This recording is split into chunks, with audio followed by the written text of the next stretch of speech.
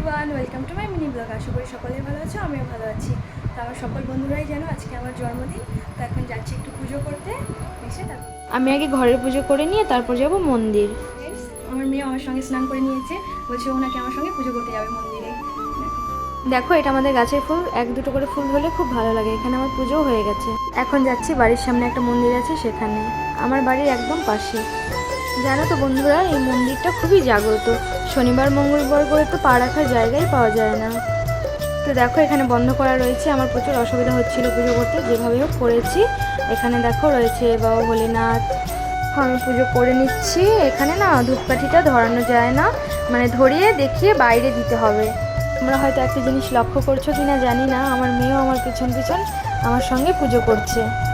মায়ের মন্দিরটা খুলে দিয়েছিল, ওখানে ধূপকাঠি দেখিয়ে আমি এখন একটু চারপাশটা ঘুরে নিচ্ছি। তবে তোমার মন যতই খারাপ থাক, মার দর্শন করার পর সব ভালো হয়ে যায়। পুজো করে চলে এসেছি, এখন কিছু খেয়ে নিব। মা করে রেখেছিল পরোটা আর বেসন কারি। এখানে কেক নিয়ে চলে এসেছে বড়মশাই, মা বসে রয়েছে। দেখো আমার মেয়ে তো খুবই খুশি কেক কাটিং দেখে, আর এখানে আমি মায়ের আশীর্বাদ নিয়ে নিচ্ছি। এই কেক কাটিংয়ের ভিডিওগুলো ছিল রাত্রে, সারাদিন কোনো ভিডিও করতে পারিনি কারণ অনেক বড় হয়ে যাবে। তো বন্ধুরা ভিডিওটা আমি এখানেই শেষ করছি, বাই বাই।